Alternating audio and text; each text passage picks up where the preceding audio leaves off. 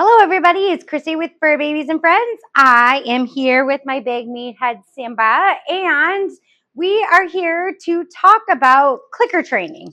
So if you don't know what clicker training is useful because it helps predict a future reward.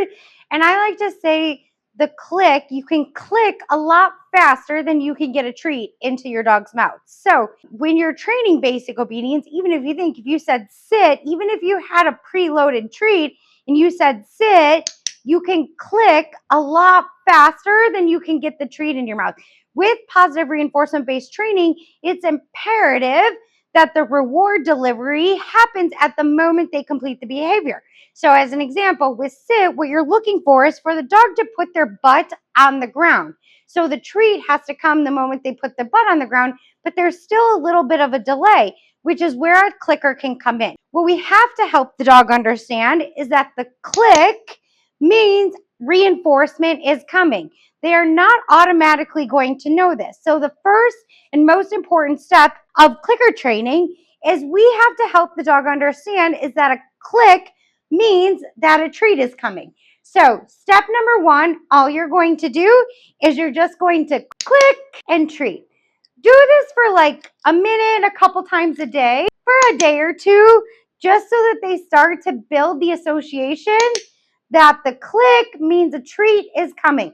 I like to keep a whole bunch of preloaded treats in my one hand and the clicker in the other, so that I can make it fast, especially when we're loading the clicker or charging the clicker, meaning that click means that the treat is coming. Once you've really charged the clicker, so I'm going to hide them both. I'm just going to leave the clicker out. He looked at the clicker, and I'm actually going to give him a treat because that means he saw the clicker. He knows it's coming from this sound. I'm going to hide the treats behind my back. What you want to begin to see is that the dog actually, instead of looking at the clicker, begins to start looking at you, because that then becomes recognition that the click means the treat is coming from you. And this is a good way. I use clickers often with leash reactive dogs that struggle with attention and focus. But actually, he keeps looking at the clicker, so I'm going to hide it behind my back. He knows the treat's coming from my left hand. So I'm going through this pretty fast. Simba, I never clicker trained Simba, which is why I'm using him for this, because it's new for him. But it might take a while. He's also 8, so his learning curve is a little steeper. But you want to make sure that the dog begins to learn to look to you for the reinforcement.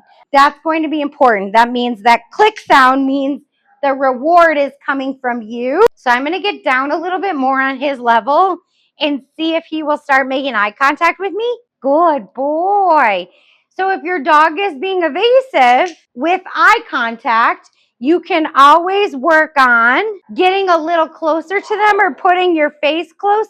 They learn to make more eye contact. But for dogs that have noise phobias or a little bit more noise sensitive, clicker training may not be the best option for you.